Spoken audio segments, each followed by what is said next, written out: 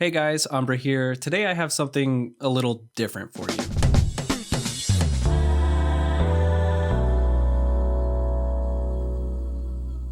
If you've been in the fighting game community or played fighting games, you may have heard of today's sponsor, Haute42. They have actually sent me 3 of their latest Leverless controllers to test out and give a review on. Each of these controllers works with a USB-C cable, which is included, and they all have a lot of customization options thanks to the GP2040 board here on the side. This is where you would also have to plug in a converter if you want to play on PS5. The controllers natively work on pretty much everything else though, including Nintendo Switch, X input for PC, and D input for PS3, PS4, Android, and Raspberry Pi. So you're looking at the B16, S16, and the M16. The names can be a little confusing, but really the number refers to the amount of buttons each controller has. They do have models with 13 buttons if extra buttons isn't your thing, but a lot of people are using the extra buttons for games like Street Fighter 6, and personally, I always wondered if reacting to drive impact would be easier with a dedicated button. And after testing these controllers for about 2 weeks, I'd say it's not going to solve all of your problems, but it actually really is nice to have, and it did help me improve my counter DI and parry game.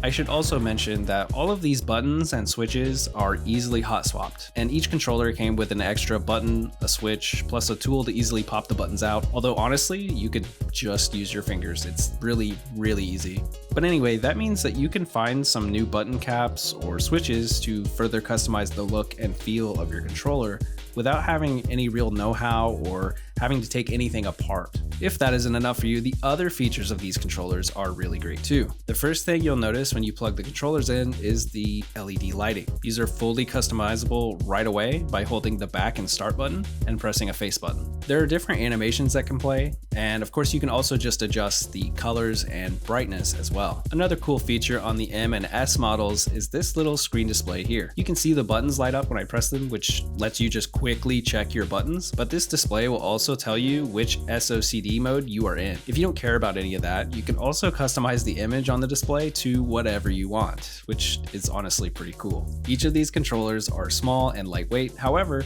the build quality is like really good.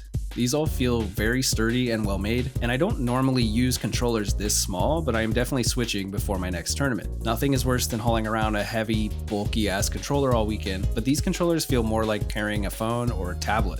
Some could even fit in a hoodie pocket if you needed to. Now we'll take a closer look at each controller and I'll share my opinions. The B16 is for all my keyboard warriors out there. This is the smallest of the 3 controllers, and it might have the most satisfying button sound in my opinion. The LEDs on this one are actually pretty insane too, because the keys are kind of lifted up. Also, the whole thing glows from the side as well. So this one is really cool.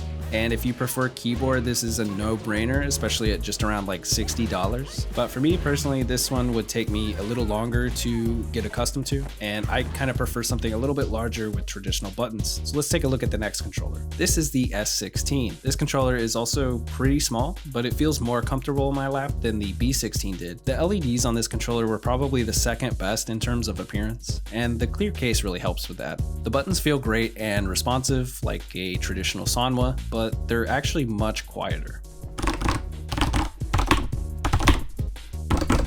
If you're looking for an affordable leverless with the extra buttons, plus the sick display for the different SOCD modes and whatever degenerate stuff you put on there, this controller comes in at just under $100. Finally, my personal favorite of the 3 is the M16. Right away, holding this controller feels much different from the others. It's definitely a bit heavier, but it's still very lightweight, so taking this to events is still a breeze. The body is completely metal. It's very cold to the touch. It feels really nice. The build quality feels even better than the rest of them, which is kind of crazy because they all feel really good. The LEDs on this one are probably the least impressive looking, but you could put clear button caps on it if you wanted more light effect or whatever. For me personally, I don't really care that much, but it is worth mentioning. The buttons feel amazing, and for me it was perfect. This one is the most expensive of the 3, coming in around $160. I'd say overall these are all really good options, especially if you're not looking to spend a ton of money or you just aren't totally sold on the idea of Leverless and you just want to try one out, these are very, very affordable and high quality Leverless controllers you're not going to be disappointed in. I'd say the only downside to these at all is that they don't work on PlayStation 5, which most tournaments are running on, unfortunately. But again, if you buy a converter, you're good to go. If you've been holding out on trying a Leverless, this is your moment. Amazon is actually having a sale this week, and if you use the link posted below, you can snag any or all of these controllers with a nice discount. That's it for me. Thanks for watching, guys. Please check out these controllers and let me know what you think in the comments below.